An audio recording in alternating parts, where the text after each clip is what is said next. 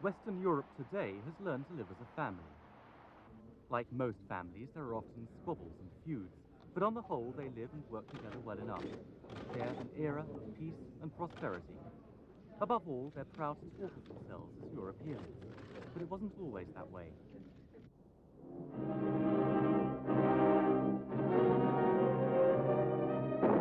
Between 1939 and 1945, Europe literally blew itself apart. After the celebrations of Armistice Day, it soon became apparent there were no real victors. The Allies had won the war, but their cities and their industries were almost as devastated as those of Germany. Europe was bankrupt and exhausted. The future looked bleak. But this plaque at the Chateau De La Nuette in Paris commemorates the start of the largest and most successful humanitarian aid program the world has ever seen, the brainchild of an American war hero, General George C. Marshall. America has offered to aid in a substantial way all the free, peace-loving countries of Europe that are willing to cooperate among themselves in a broad program of economic reconstruction. The United States has the will and the productive capacity to make good on its commitments in this program of reconstruction. Marshall announced his plan in June 1947, but it took more than a year for President Truman to persuade America to sanction the generous scheme. It wasn't until April 1948 that the grateful recipients signed the European Recovery Program. A pledge to rebuild Europe together, a pledge given credibility and confidence thanks to a $13 billion grant from America. 3 years after the end of the war, Europe was stagnant, with tens of thousands of people still starving.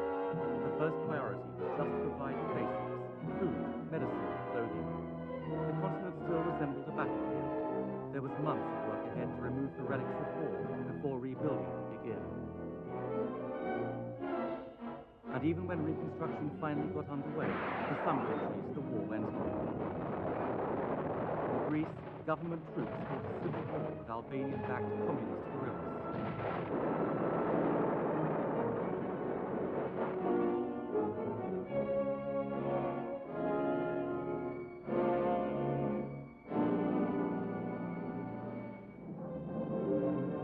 But for the rest of Europe, recovery was gaining momentum. Marshall aid meant dreams would become realities. From Ireland to Spain, from Sweden to Portugal, the cash was put to work. Broken economies, demoralized wills, responding to the unexpected windfall.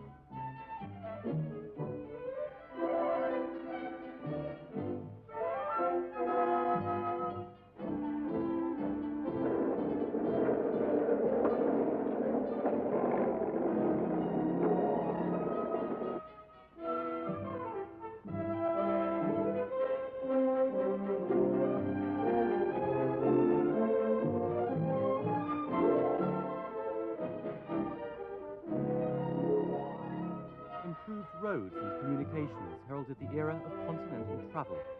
Europeans began to visit one another's countries and to learn about one another's cultures.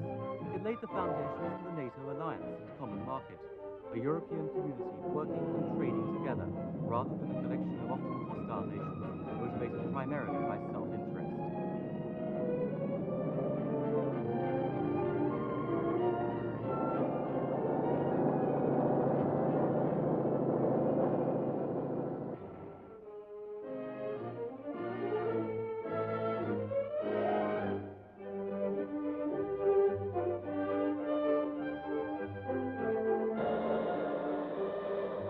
Years on from the Marshall Plan, Europe is more prosperous than ever before, able to pay America back with grants and scholarships to its greatest universities. West Germany, which received by far the highest proportion of Marshall aid, has a fund worth more than $100 million. Marshall himself died in 1959 with the Nobel Peace Prize in recognition of his brainchild. He died with the one regret that Stalin made sure not a penny of the fund went behind the Iron Curtain.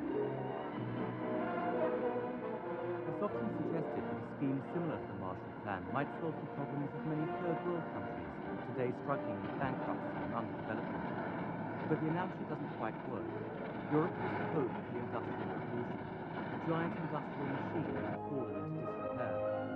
Marshall aid worked as an oil that lubricated the wheels of European industry and got them working again.